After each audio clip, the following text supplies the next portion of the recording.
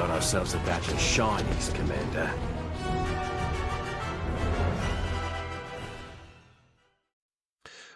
Welcome to Coordinated Fire, Episode 22, a Star Wars Shatterpoint podcast where for half the year, we don't see the sun for more than 9 hours a day, and it kind of sucks. Wow, have we hit that time of year? Yep. Yep, dark at 5:45. Thank Yep. you. It's a lot of fun at the northern latitude up here, but how are you guys doing? Doing fantastic, yeah. Excited to get another episode on the books here. We should mention maybe real quick, episode 21, we've had a little bit of, I guess, a situation that we're trying to deal with on the Spotify and the things. It is still up on YouTube, though.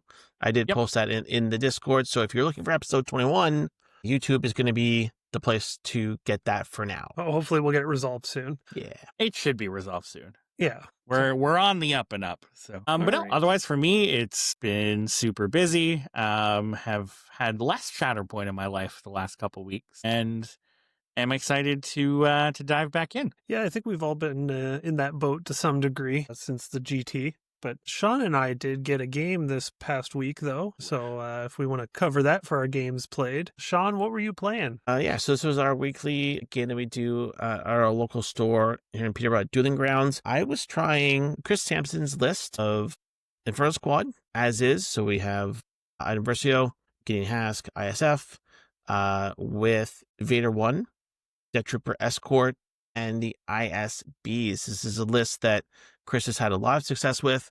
He's been playing into Republic. He's been playing into Delta. Almost, I guess, everything too. He's played into Cassian a couple times, but primarily he's been talking about playing it into Republic. So that is what I asked of Titus there last week. Begrudgingly, he's like, "Oh, I gotta go back to Republic." But no, I think we had a good game. I'll go over my list real quick. Yeah.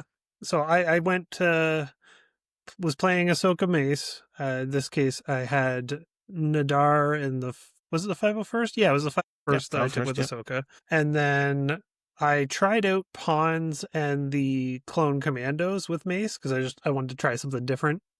And I've run into the same thing with the Clone Commandos the last little while without any kind of attack or defense buffs coming from the primaries. I just don't think they're quite there. As soon as you add Obi into the mix or like Hunter or something like that, they get a lot better. But not having pushes and only rolling 6 dice on your offense it's a little rough. They are rough on their own. Yeah, so I will note as somebody who's played into Republic a bunch of times, yeah, definitely 212. I think I worry about a lot more. I think ARFs I worry about a lot more. Not that the Commandos they're not terrible, but I think there are, from somebody who plays primarily into Republic, like I said, the better support options that I'm going to worry about probably more than the Commandos. I just like their survivability now that their expertise has kind of been fixed, and they have the 7 hit points with protection. It is nice. That makes sense. Yeah, you ended up taking the game. I did. Yeah, we played on Never Tell Me the Odds. Yep. Ended up 2-0. Some of the takeaways from me on the Iden V1 list, it was interesting because you had pawns which forward deployed. And on the flip that we got, you had your back 2 objectives. So I don't know if the infiltrate really had all that much of an advantage for me because you were able to forward deploy with pawns. I think that was the first thing that I noticed in that game. And then some of the lack of movement you and I had discussed as well too, because it wasn't until really later in the first struggle when I had everything up and kind of engaged that we noted that I was really able to like take down both your supports and do a lot of damage more on the melee focus side of what this list is supposed to be doing. So having a lack of movement, particularly on odds, it just felt like everything was really bad. Like the ISBs were at the bottom of my deck and they sat like a stump at the back of my deployment for a long time, right? But once everything was forward and up, it felt a lot better. So I think what you and I had discussed was that this was really a list that is hoping for your opponent to come to you and then you react. That's the way it felt to me. Yeah, because like I always play fairly defensive, and especially on odds, I was able to just kind of hang back because I knew Vader and the ISBs are both kind of not great activations if you don't give them anywhere to go. So I just hung back on that side of the table and it made it really awkward to activate half your list. Because even DTE, yeah, he can make it anywhere on the table, but like if he has to give his own his tactic to himself, he's pretty sad. And it really slowed the list down. And I feel like running into anything that is a defensive focused list, like if I had Obi in there, I think it would have been night and day, like a bad matchup for you on odds with the way we were playing. To be clear, I think on shifting or sabotage, it would be a little easier to deal with. Yeah, I'd agree with that with the Obi coming. Yeah, because that what you said about DTE as well too. That's exactly what I did. I had to use DTE on his tactic on himself to get him across the board to take an objective, right?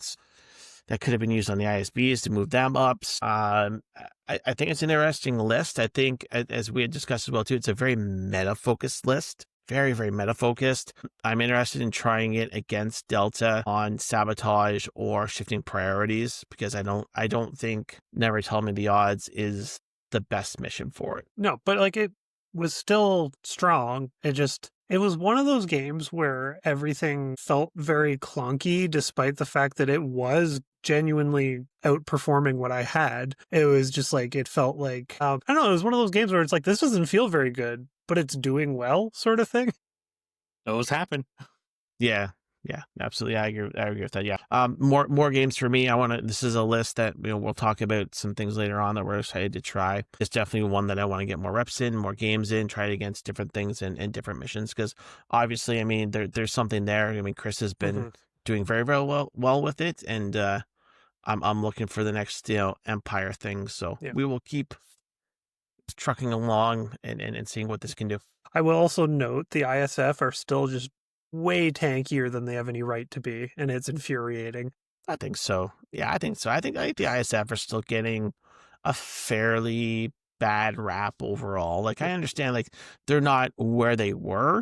If you're looking at top meta, kind of 1% kind of talk, but I still think they're a solid unit. The Hask nerf is really what hurt them the most.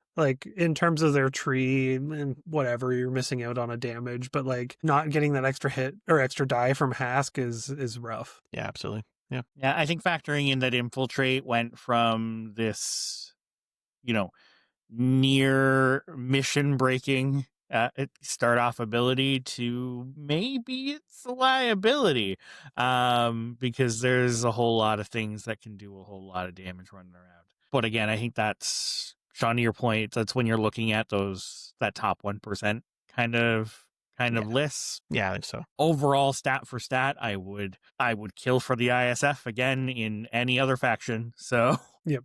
I will say though, the Infiltrate feeling like a liability, I feel, is neatly countered by the Vader squad, because if someone's going to go after you in your deployment, that means Vader and the ISB are going to be able to get to them. They now have targets. Yes. Yeah, for them to go smack.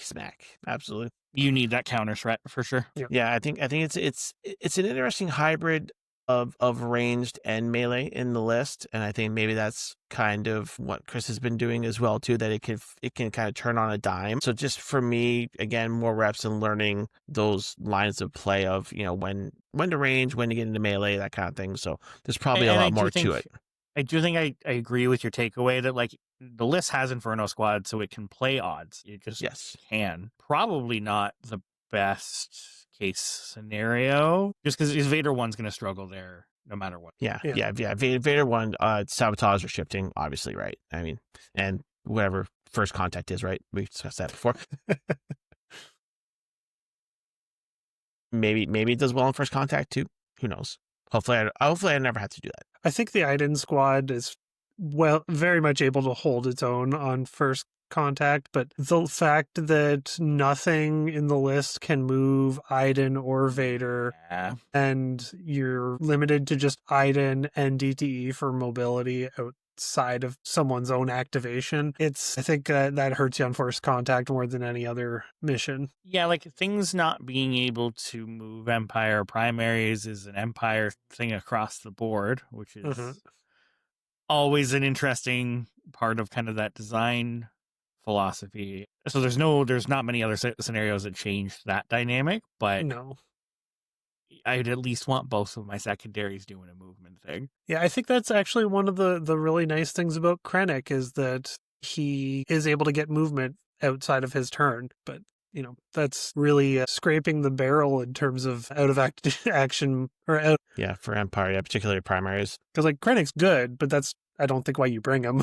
Cool. Awesome. That is the only game this week from us. Yeah. Yeah, I was gonna say I don't have anything. I would have certainly liked to, but it's been pretty busy from a real life perspective last couple weeks. And that doesn't look like that's changing anytime soon. But I am very excited to go see our friends in BC this weekend. Get another GT experience, and again a different vibe, a different community, and really excited to just support more Canadian Shatterpoint. Looking to be well attended. I think it's 32 players currently sitting at. Really excited to put some faces to some names. Very excited to experience kind of that full Swiss style event, play 6 games and see how it goes. So what's the secret tech you're bringing that we could spoil? What is it, like 2 days before the event starts?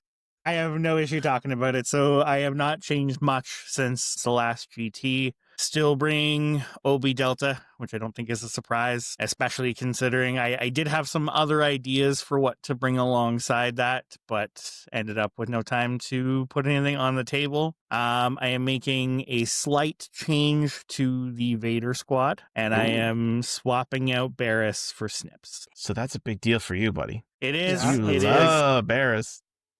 So what decided that for me is Barriss was really there for taking Ki-Adi Vader into Revenge lists. And I think I came out of our last GT pretty confident with how OB Delta plays into Revenge lists. So I didn't need that tech in there for in case I end up with this list into a Revenge list. I just don't think I would take it into a Revenge list when I have both OB Delta and OB Ki-Adi as kind of both options that I am pretty comfortable with. Yeah. I think OB in general does more into the high-end Rebels lists than I had previously thought based on some testing, but came out with feeling good about OB Delta. What that does change is the Delta matchup for me, and it's where a couple things Snips does I think really helps. One, there is a couple things into Delta where I have trouble breaking that kind of last damage I need to break through, and that Snips attack following up on a support attack can be very valuable, especially if she's running around with the Padawans, because to wound 7 Scorch, the Padawans need to full tree twice, which, to be clear, is not out of the question by any means. It's actually the likely probability when you add in the focus and the Vader dice, but obviously dice can be dice. So having that option for that Snips follow-up attack is super valuable. I also just think Deflect is a really, really valuable ability into Delta, especially Delta Hunter. So this is just a couple things to help with that matchup. Snips gives some more primary movement, which is just always a valuable piece, and her damage output, especially with a coordinated fire strain, can hit 8, which is an important breakpoint. Yeah, it's pretty good. Yeah, and when Snips is rolling hot, I think I remember one of our last games, a critical hit. When Snips is rolling hot, it's a lot of extra output. Yes. Yeah. I think she's really good. Yeah, like I do think I'm making the matchup into Revenge worse with this choice, but there's just so many other ways that make it better that I think the trade-off is overall worth it. So I think Snips is a great piece. I'd honestly play her a lot more, except I'm always playing with Ahsoka 1. So, but she also great. has heals on her tree, which helps just comfortably use Vader dice. Cool, awesome. Well, yeah, we're super excited for you. It was kind of out of the blue, like, hey, I'm going to BC. Always good to see, other parts of the country doing well. Like we had this GT, and actually. On November 8th, too, our friends down in Ottawa also have a double-digit 12-player event happening on November 8th at our next one at Critical Hit as well, too. So across not only, Ontario, but across the country, the game seems to be doing really, really great. I'm super excited for the Ottawa guys. I know they've been trying to build something there for a while, so to finally break that double digits is really nice. Is really cool. Yeah, Eric is very happy. You can tell. He's very, very happy. It's great. And community building is good. It is. One thing I do want to shout out is that it looks like Longshanks got some updates over the weekend. Oh, yeah. and just a couple cool quality of life things for Shatterpoint. So one, if you look at any event results, and this is retroactive, so we have any current event or previous event, it's actually going to show you each top primary performance from everyone that attended, which is a cool quality of life. I think it gives something really cool to go for, especially those larger events. I think the conventions that are getting 40 plus, I'm thinking Worlds, it'll be 100 plus. I think it's a really cool thing. Maybe if you're not shooting for winning the event, but you're shooting for, I want best of this primary at the event. And I think it's a great excuse to take an anchor list. It's a great thing to just shoot for that isn't necessarily just winning the event. So I think an incredible quality of life piece for them to add. I imagine there's more changes too. There's also probably patch notes somewhere, but I didn't read those. But you just saw shiny new friends went, ooh.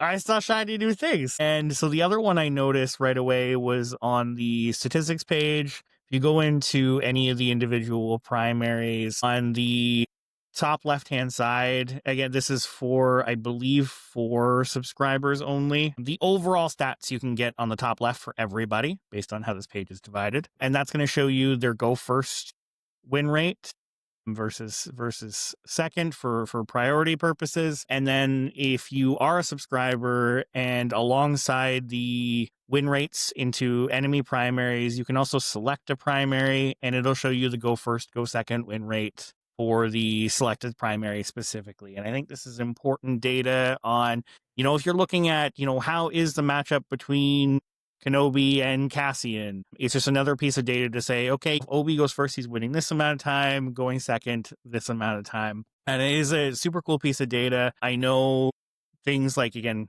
40K, things like MCP use go first rates as a really important piece of data for analyzing competitive meta. Now, I will give a caveat here that I don't know where this data is necessarily coming from. I think it's doing some assumptive math. Basically, if that your mission was played, you went first, and you'll see in a lot of examples that go first rate is higher in a lot of cases than the go second rate versus for games played, because I think there is some assumptive math there. But I'd be very interested in this being fleshed out. Is for this something to, you select when entering a game? Because I do think we're getting into some nuance where how much success does a list have if I get to choose my mission versus how much success does it have when I'm forced to play missions I might not be as comfortable with? So I get some really cool data. I love to see the quality of life points. I would still at some point love to see primary pairing versus primary pairing data, because I think that's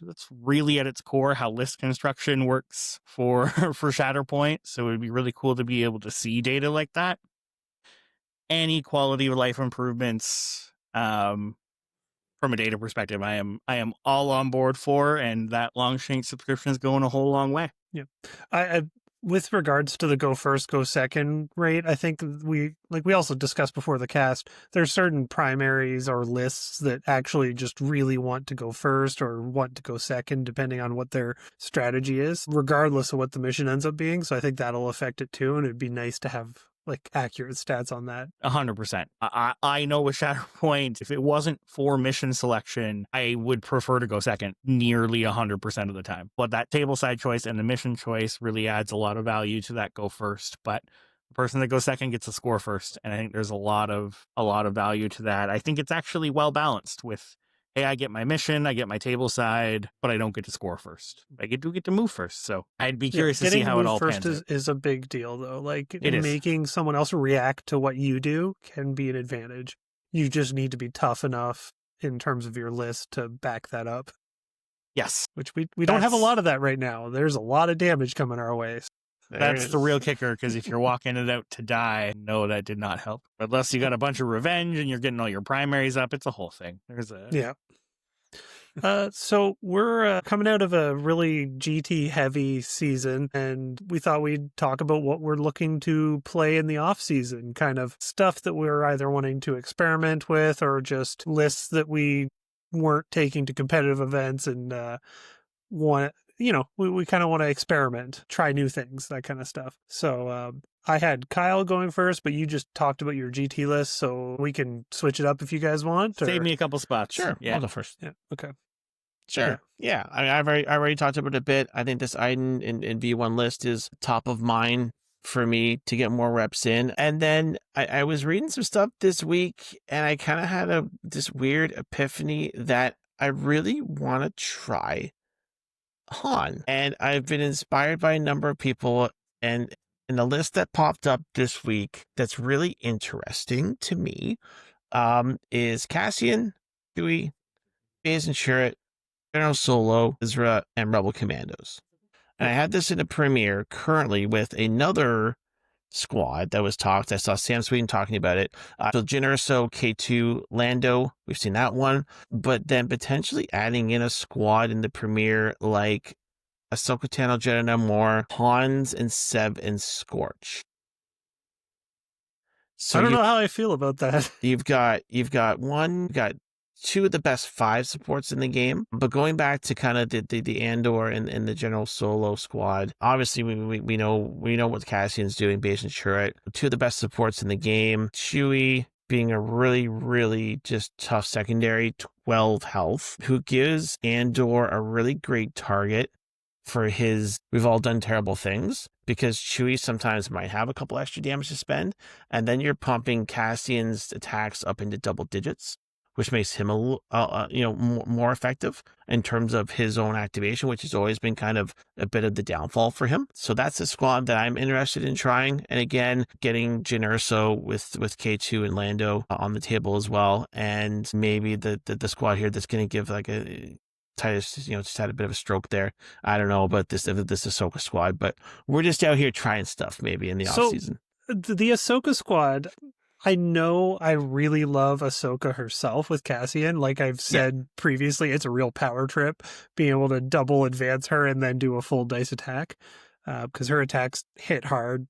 That part I love. It's the Pawns 7 Scorch, because I feel like 7 Scorch lose a lot of their use without the Republic keywords. I mean, obviously they still have the protection, steadfast, and advanced deployment. So like just baseline, they're going to hold a point well. I don't know that they're worth 5 points without their full synergy. Like I'd have to see it in action. But my instinct is that Weequays are better in that case. Yeah. So those are the 2 lists that I'm kind of looking to get into playing more. I want to play more Krennic as well too. Krennic again, primary I love. I think there's some things maybe unexplored with him as well too. So that's kind of what I got going in my brain. Nice. I'm gonna have some overlap there. Yeah, it's okay. But I'll go third here. So Titus, go ahead.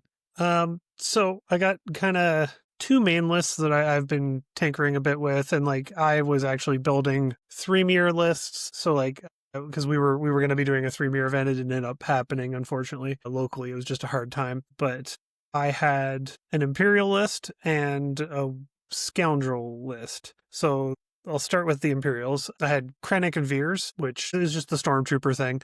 You have a Nice Death Trooper Specialist and Death Troopers with Krennic, and then Stormtrooper Sergeant and Shore Troopers with Veers. And then I was looking at going Moff as my 3rd list, but that's mostly just to fill a requirement. It's mostly the Veers and Krennic list that I'm really looking to try out. I've played a couple games with it, really liked it. And then GT season hit, and it was like, okay, I got to narrow in on the Republic stuff that I am playing. But now that we're in the off season, I can kind of go back to that Stormtrooper thing and start fleshing it out a bit more. The other thing I want to try, and again, it's something that I've been tinkering with in the background when I wanted to try it out, which is Jyn Erso and Lando Calrissian, which in this case, it's using Jyn, her identity and her tactic in a scoundrel setting, in which case you need Lando there to turn your scoundrels into rebels during their activations.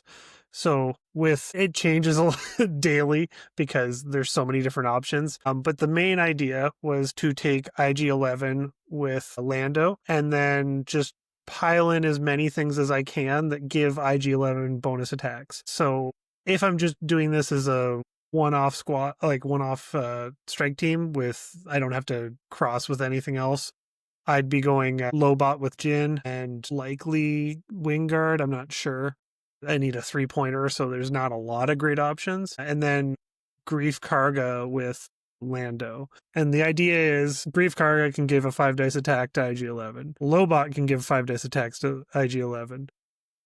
Yep. Jin gives a 5 dice attack to IG-11, and IG-11 also gives himself 5 dice attacks. Plus, Jin is helping to make up for Lando's force deficiency. The fact that Lando gives you refresh, but it's very deck dependent, has always been kind of his Achilles heel, in my opinion. You don't know when you're going to be able to get that refresh, and sometimes you get it when it's not useful. Whereas Jin says, okay, well, we can kind of smooth that out a little bit by spending some momentum, because whatever you're activating is always going to be a rebel. I haven't gotten to get it on the table, but I'm very optimistic theory-wise, because I had a lot of fun with IG-11. I've had a lot of experience with kind of like these scoundrel mixes, and I'm optimistic. I want to try it out real bad, so that might be coming on Thursday. We'll see. Nice. I like it. I personally, just on the note of this conversation, am excited to just get some fun stuff back on the table. I ended up missing my game Thursday because I was home really late from commuting in, but Ryan and Josh were playing a game at the house. So that's what happened. Okay, That's where they ended up. Yeah, we were like, why didn't they show up? Where'd they go? They played a game at the house. Gotcha. Okay. We were waiting and wondering where the heck they went. Yeah, so Ryan played Riff CAD. I don't remember off the top of my head what the rest of the list was, but it was filled with scoundrels and bounty hunters. And Josh was playing Krennic Vader 2. And it was a super close game. I caught, the back half of it. And it was just good, fun Shatterpoint, and I am excited about that. So post this GT coming this weekend, I'm excited about the off season. I'm excited to just get some lists on a table, try some stuff out, and just play some Shatterpoint for funsies. And to be clear, post GT, Delta is collecting dust for a bit. Yeah, no, Delta's going on a shelf based on some of the lists I have built. So we might see some 7 Scorch still, but because that Pawn 7 Scorch combo still has me tinkering. But there's a few things. And there's been a lot of Padme talk lately, which has got me excited to get her back on the table. And I've got a couple lists that I want to try there. But I also want to get to some stuff. I want to push myself to paint some stuff that hasn't gotten some paint on it yet, or build some stuff that's still sitting in boxes. So I want to take Ewoks for a spin. I wanted to for quite some time. So and that seems like a fun painting project over the winter as well. So that's high up on the list. Sean, I mentioned that I'd have something similar to what you put together there, because, and I shared this with you guys, I think a couple weeks ago, but Han with Jin is something I'm very, very curious about. And I'm actually interested in what Rebels can do that isn't revenge focused, because I think there's some really cool pieces there that just always end up together in a heavy revenge list. So I'm curious what kind of it all comes together if we're not, because Han barely has a revenge trigger. And so Han, Jin, but I think there's some really cool momentum manipulation you can do there, as with the list as a whole, with Force as well. That is gonna, and I need an excuse to get the Jin box together, because that has also just been sitting there and I have had no incentive to actually put that together or paint it. Luke is another one that I think Luke's a great primary. Luke's a ton of fun. It was fun getting to play against Trevor in the finals. I've got a ton of stuff. I probably have like 20 or so lists in a row that are just like tagged post GT stuff to play. And I'm excited for that. A couple of these, if I'm jiving what's going down, I wouldn't mind taking a run on some of those Longshanks leaderboards, because there's a couple primaries that have been very neglected. Yeah, sitting open. Easy Yeah, picking. I think a few. I think Padme is actually the only one with an unclaimed top spot at this point. I mean, and then a few of them, I don't think you would have to do much to get top spot. Yeah, like there's a few that are holding like kind of low to mid 5s that I think anyone could make a run for, which is a cool spot. But it's a fun side thing. Fulcrum is another one that I think is a cool opportunity that's being held down by Rudy, very closely followed by Chris Sampson here, in that 530 range. But Power to Sloth, though, for having CT at 500 when the next place person it's is 243. under 250. Yeah. Yeah. Like, that's a primary that's on hard times. On the top of the hill all by himself. Yeah. Yeah, and Yeah, I think as we transition out of GT season and into next year, I also think we're going to see some shifts in some of these numbers that people may not have been able to maintain them as the early year of events start kind of falling off. I know that definitely happened at the beginning of the year this year, where you saw a lot of shifts in these. And again, do I think these are super representative and perfect math on who's the best at this primary? No. But is it a super fun side game to just kind of run at one?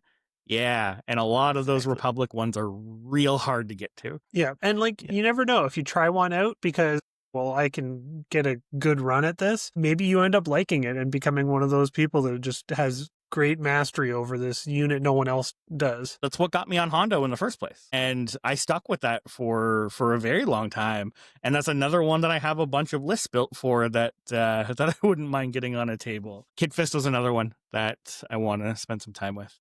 I'd like to take my number 3 Thrawn maybe in the new year when we see more what Morgan and Balin do. Maybe they'll help him out. Maybe I could take a run at number 1 Thrawn. And I am very, very close to getting back into the top 5 for Moff Gideon as well, too. So we'll see where those end up. These are just fun.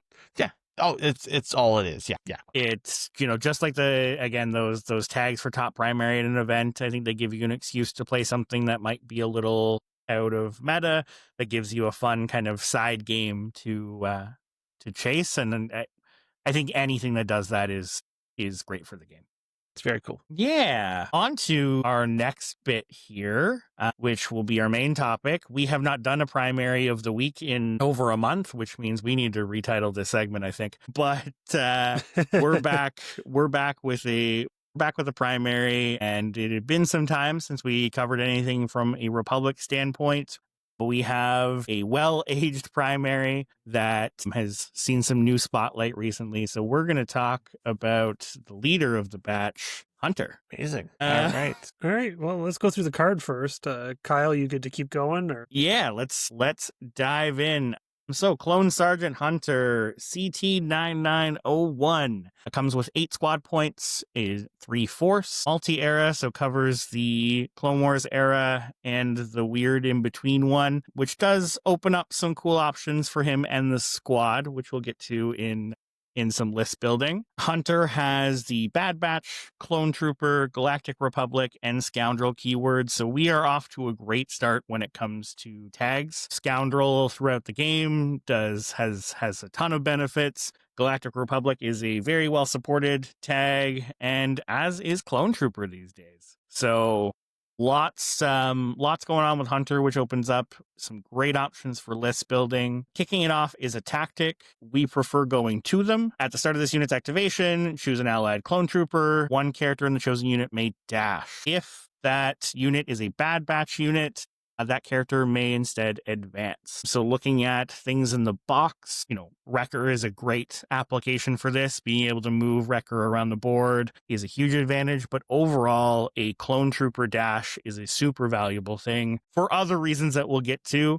Most of your Hunter lists are going to look very clone trooper focused. So just moving across the board. We also have a recently released primary that really likes to be given a dash, but we'll get to that when we get to list building. Next up, we have Striking Distance. And this is a 1 Force ability that allows Hunter to dash and make a 5-dice attack. This is a defining feature of Hunter. Hunter has an incredible 5-dice melee attack on his knife fighter stance. Just incredible expertise, adds additional movement. This is a big part of why I consider Hunter to be one of the fastest primaries in the game. And despite a lot of primaries trying to fight for that, I still think is absolutely the case, because you've got a decent amount of movement on this card. You have a lot of his attack trees adding additional dashes based off expertise.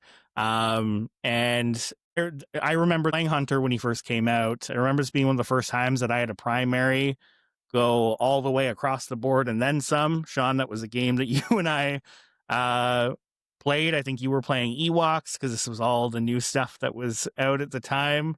Yeah, he went down one side of the board, kind of turned on a dime and came around. It was silly, and it was a very good showing of the potential that Hunter has on his turn. Powerful activations. For sure. And out of activation, he's also got some movement. The next is Enhanced Tracker. Basically, enemy primary makes a move action. Hunter gets to dash towards them. And this can help keep Hunter on points. This helps get Hunter up the board early. A lot of the times you actually want your opponent to go with a primary before you activate Hunter, just to get him that extra step up the board before he activates. Next up is it's hard to compete with a Jedi.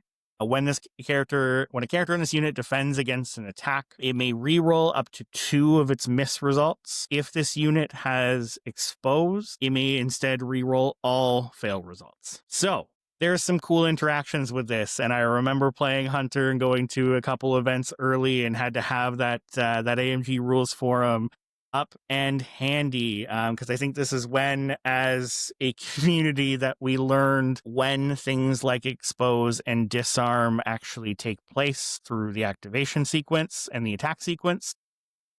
So you roll your dice.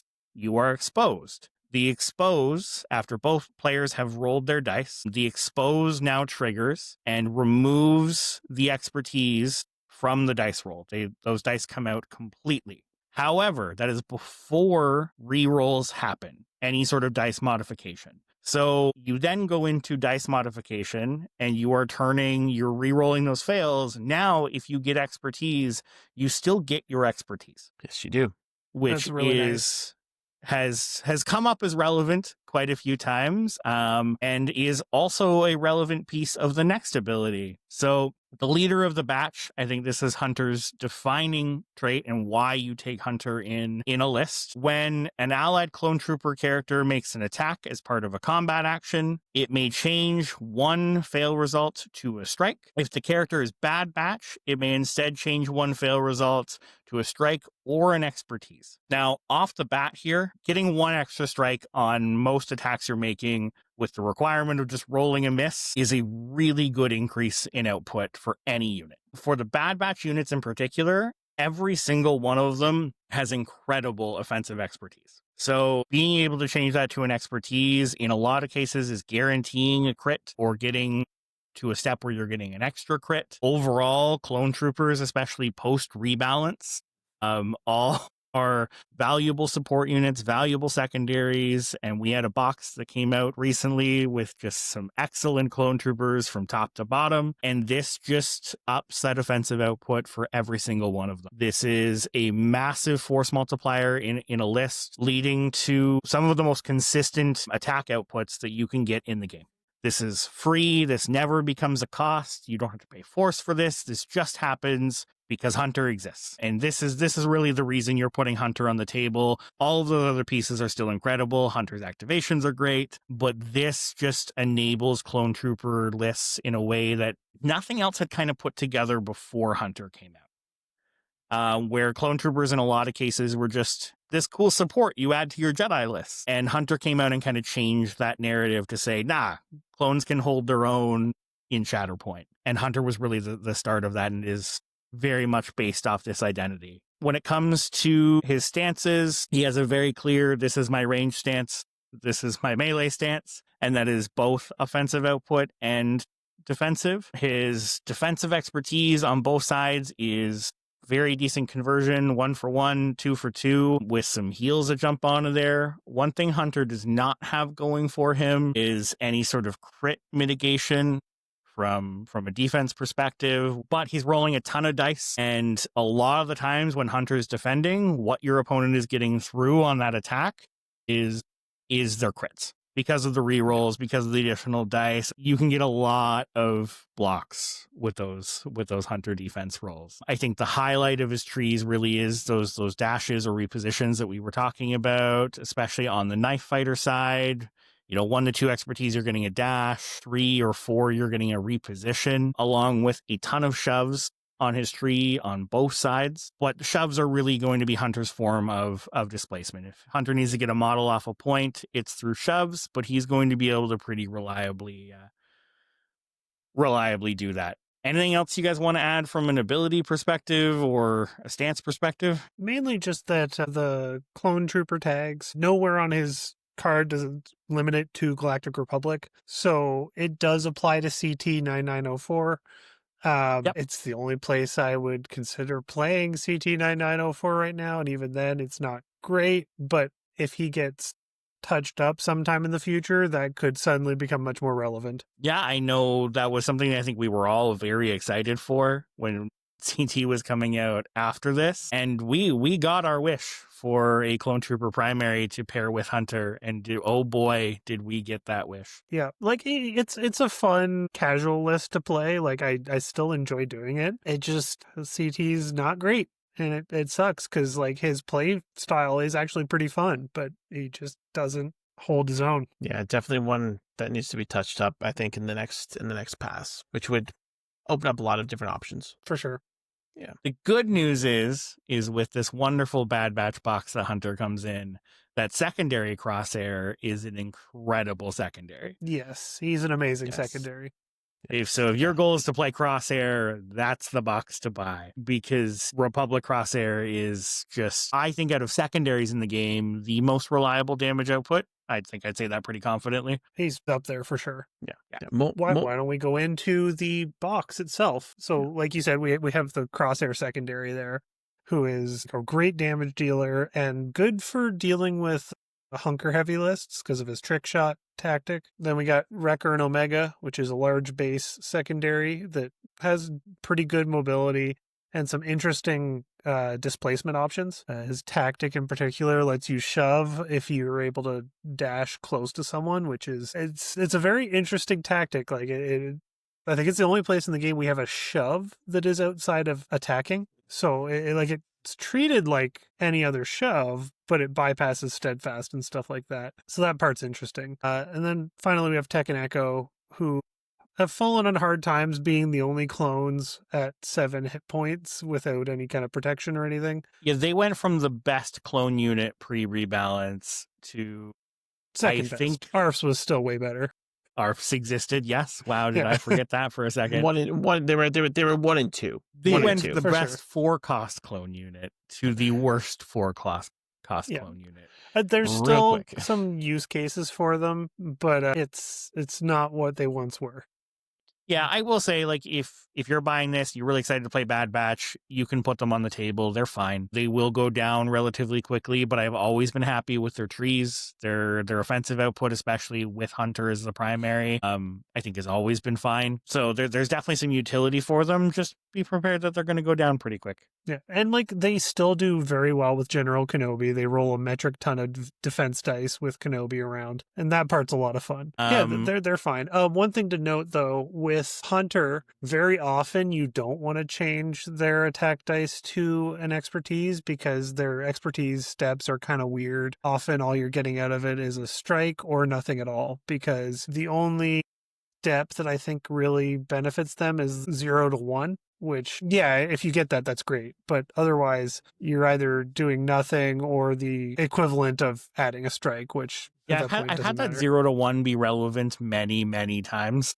Oh yeah, like when that happens, it's great. It just But keep an the eye on answer is that. you should always make sure to check. Don't make a knee-jerk reaction. Check what the output is and do I want the strike or the expertise? Because I've also done 3 to 4 a bunch of times because that can do some pretty big changes to their damage output. All right. Do we want to talk about just general play style? What he's Yeah, I good think at, one what thing he's bad at? I'll note about Wrecker that I think is Wrecker's Oh, kind of okay. defining piece is the muscle of the batch, which is quite frankly near a primary identity in terms of output. So while this unit is not wounded, allied Bad Batch characters within 3 have steadfast. And while this unit is not wounded, allied clone troopers and allied scoundrels within 3 have protection. We have seen over kind of the lifespan of this box, we've seen Wrecker thrown into scoundrels list as kind of a source of protection. And that also gives himself anytime Wrecker's up, he has Steadfast and Protection, which on a 10 health body on a big base is a whole lot of value in its So annoying. in So itself. I have never had an issue putting Wrecker on the board and almost never regretted it. And I know Titus has a bit different experience with Wrecker, and I've seen Wrecker be one of the more controversial choices in this game. You get people that either love him, there's a ton of value here, or think that Crosshair is a better choice every single time. Most of my play against Wrecker has been somebody plays Wrecker, they plunk him right in the middle and say, deal with this. Yep. Yes. Right. And that's the way you should play him. Like, it's, I have a very love-hate relationship with Wrecker because I think he's an amazing point holder. He's great at just going and being a big, obnoxious thing that's in your opponent's way. I just find his activations are rarely very exciting. I don't know. 2 dashes on that top tree on Boom means Wrecker's going. Yeah, but you have to get Wrecker's- 4 down his tree for the second dash, don't you? Or is it 3? It's 4, but have you seen that offensive expertise? Oh, I never get more than 2 past or down his tree. It's never. That would be the Wrecker experience we're talking about. Yeah. One thing to note is Wrecker's one of few secondaries that does have 2 sides to his tree. And you have one very clear option for your offensive output and one very clear option for your defense. So you'll find you're flipping Wrecker most times he activates. I will say the offensive side, Boom, the defense expertise looks really bad, but a heal is very relevant on A unit with 10 health? 10 health and protection, Steadfast. Yep. Like, just being able to go, okay, you did what you did. I'm removing the worst condition out of those, and I'm probably not going down anyway. It's a lot better than it looks. Yeah, I'll agree to that. You know, Wrecker's defense comes from the protection, Steadfast, and 10 health. You get some blocks when someone attacks you. Great. Super great job, Wrecker. Overall, though, Tice, you're mentioning how does this box play? Overall, everything's individually very mobile. Not an incredible amount of out of activation movement here outside of Hunter's tactic, but everybody has the ability to give themselves a dash. Both secondaries are great. However, fight for some very competitive spots in a Republic list as a whole. But really, this box shines with clones. It is where you're going to get the best value, whether that's, taking advantage of some coordinated fires from your clone support options. I do think swapping out Echo and Tech in a lot of cases is going to be a beneficial option, but not a requirement. Everything here has great mobility. Both Crosshair and Wrecker have additional mobility on their trees. Hunter has additional mobility on his trees and his expertise outputs. So you're getting a lot of movement on activation from everything in this box. Tie that with the things you can pair this with across the Republic lineup, which there's a ton of stuff within Republic that can just offer out of activation movement in a ton of different forms. And you end up with a highly mobile squad. This is one of the best boxes as a whole. If you're just going for shoves as your displacement mechanic, you're getting reliable attack output from Hunter. Everything can shove very well. Crosshair can kill well.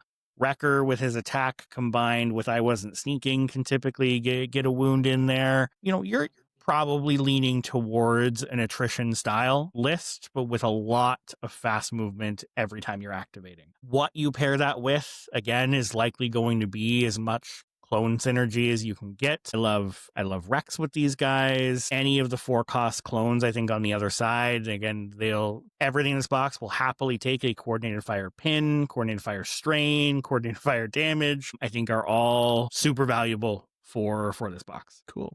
Do we want to run through some lists then? A little theory crafting here, guys?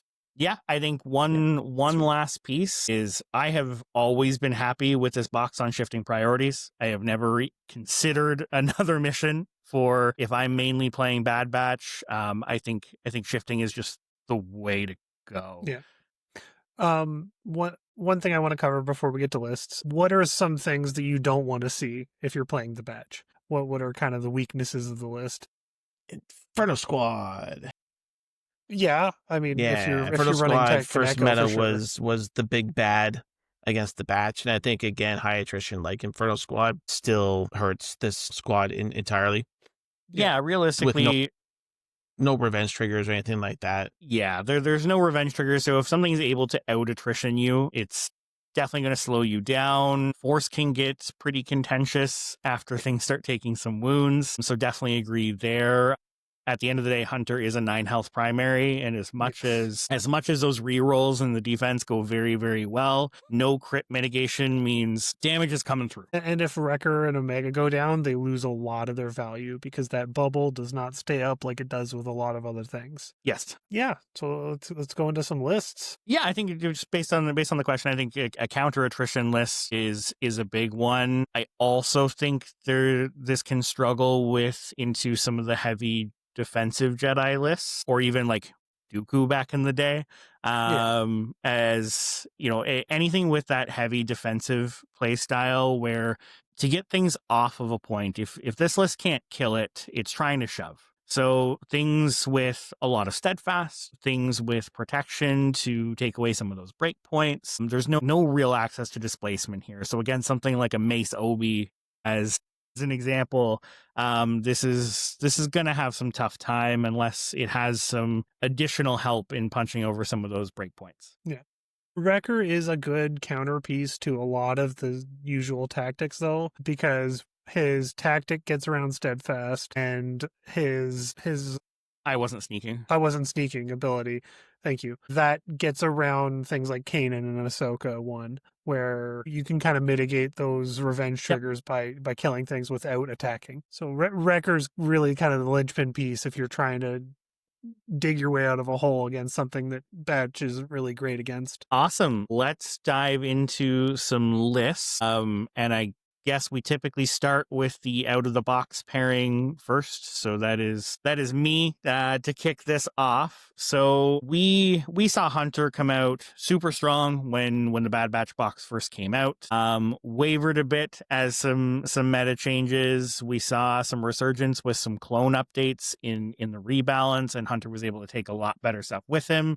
And very recently, we saw the release of Delta Squad, which is another full clone trooper squad. I think you could actually draw some really close narrative similarities to the Bad Batch and Delta Squad, but these boxes fit together incredibly.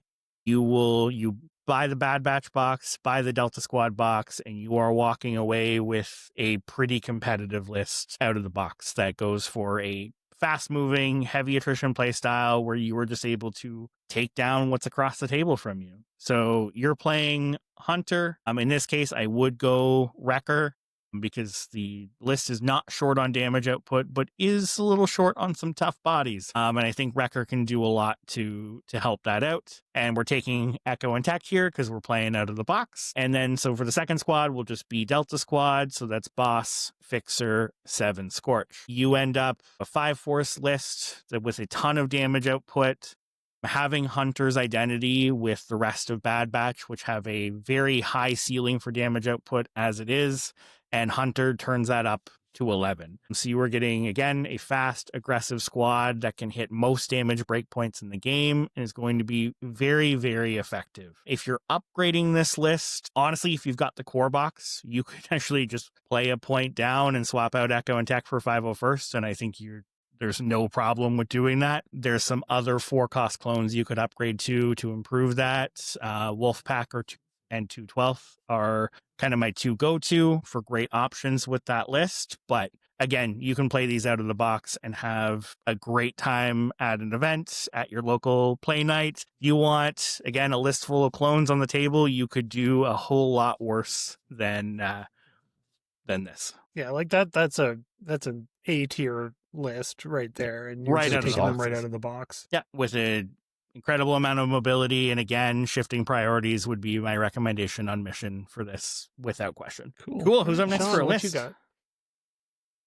I'll play around with some different synergies here. We had mentioned that the Bad Batch are a little bit weak to attrition lists. So my idea here is to take the Bad Batch box as is, and then get a little backup from some beefy characters on the Scoundrel side of things. So pairing box as is with the Mandalorian, Chewie, and Weequay Pirates. The reason for this is obviously to add some tough bodies and some great abilities with the second squad here. And again, playing with the Scoundrel abilities, because Wrecker and Omega do give protection to Scoundrels. The Mandalorian removing conditions from Scoundrels with his ability and tactic. Chewie, a great body, bodyguarding as well too, primaries and secondaries, which can make Mandalorian even tougher, makes Wrecker and Omega even tougher, right? Which is really great, and him being 12 health by himself. And then the Weequay Pirates have always been an interesting choice. We've seen them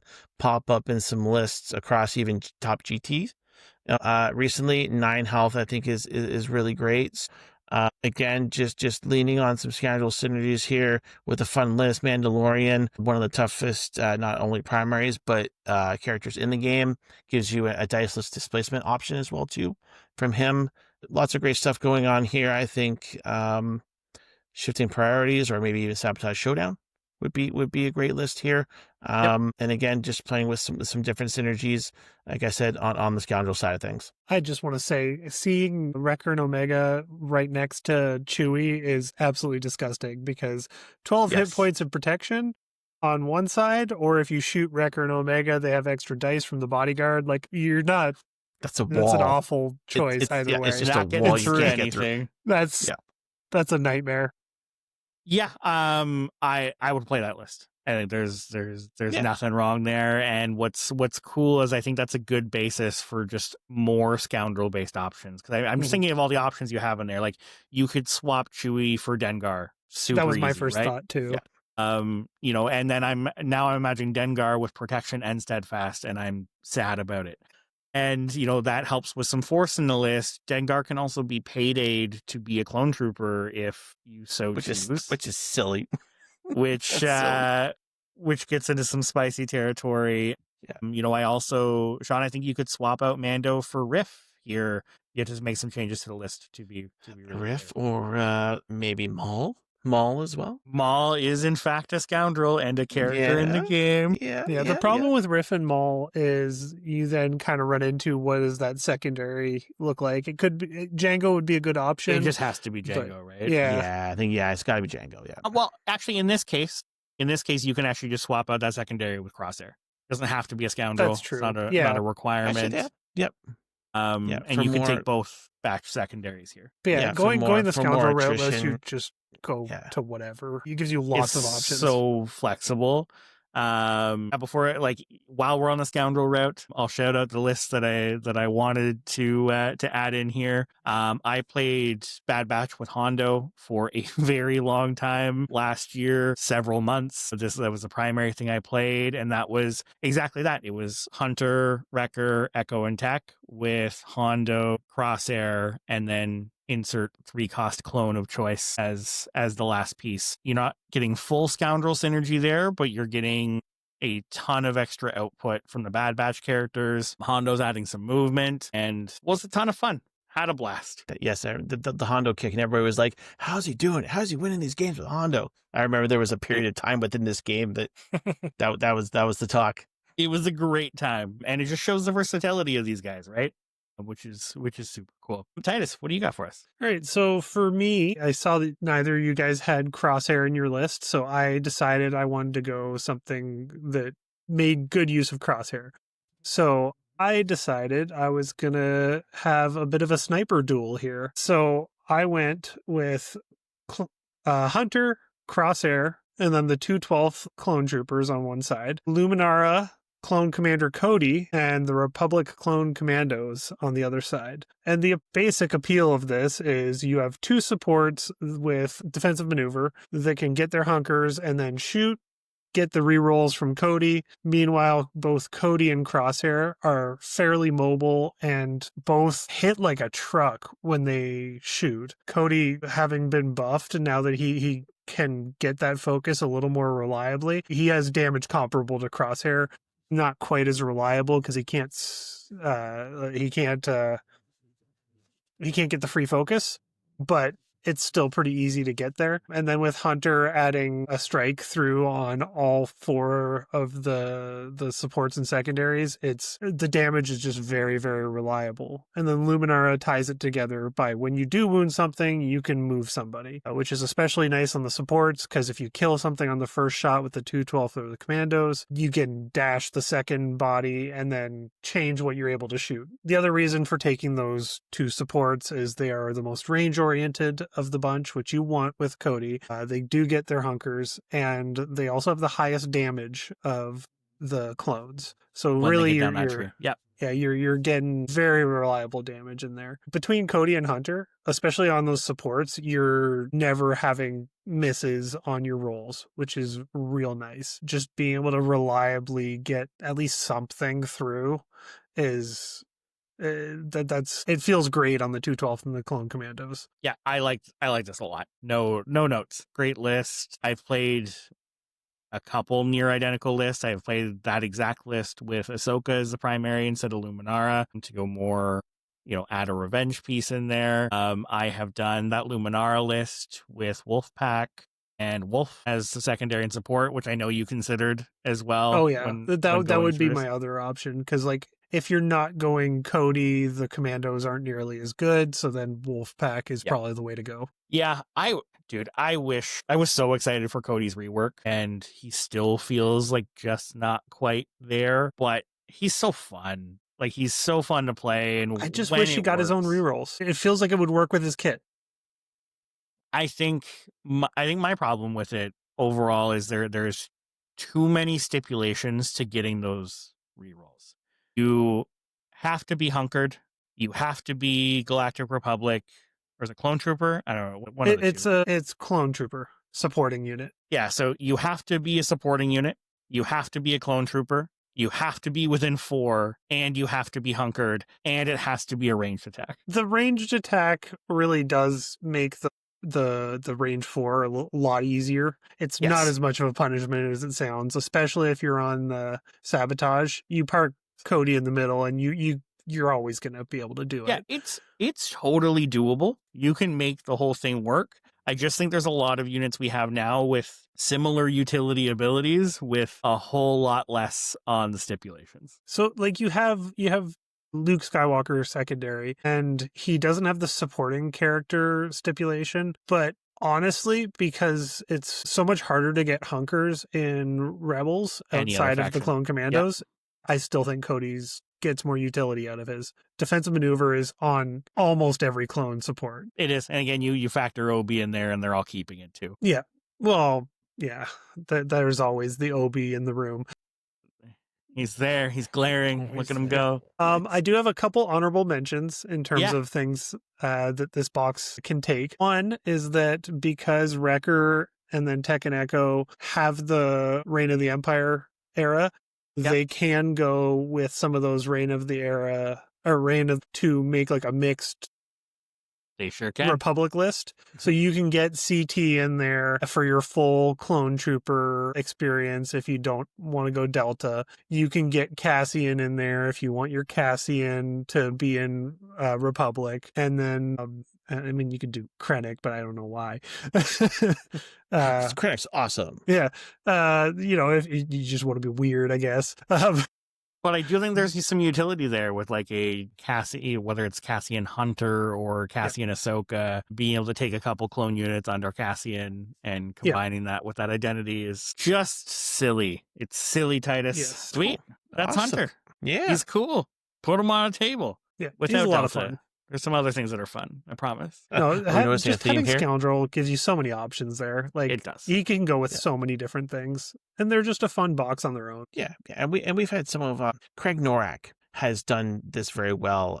The Torchlight GT in January, he ran Hunter, Maul, Mando, and I think Lando as well too. And Yeah, and, when and it's it's kind of full scoundrels. yeah, and it's full Scandal premiere. And again, we're talking about one of the best, one of the better players in our area who did very, very well with a Scoundrel kind of mix and match premiere that you didn't really know what was coming at you sometimes. I think that's the new Scoundrels are just very, very versatile that way. They're adaptable, and you can have them in a premiere and pick and choose what direction you want to go. One thing I will say, if you're going the scoundrel route, please note that Crosshair is not a scoundrel. He's a good soldier. He's He not. follows orders. He sure Yes, does. but he's not part of those scoundrels. No. So you won't get any of those scoundrel buffs with Crosshair. And that's sad with Hondo especially, but, you know, you can't have everything. It's okay. He's doing plenty of damage all on his own. He doesn't need the Yeah. help. Awesome, guys. This was fun to kind of get back to regular routine and get a primary on the books. Doing another primary spotlight. Sweet deal. As always, jump in a Discord. There's lots of chats going on. If you've got some fun lists you've been brewing up, you're excited for some local events and want to bounce some fun ideas that you're looking to bring, jump into that Discord. We're always happy to chat about some lists, share some ideas, and we'll be sharing what we're playing with once we get some of these lists on the table. And make sure you follow along this weekend for the Richmond Reroll BCGT that obviously, like you said off the hop, that Kyle will be playing in, but I think has a number of other top Canadian talented players. Matt Bronson's going to be there as well, too, second place from Adepticon. So I think this one is one to watch this weekend. It's going to be a great event. We will be chatting about it in the Discord. So again, come on and talk to us and follow along this weekend. I'm super excited. Thanks, guys. Okay, good night, everybody. Everybody.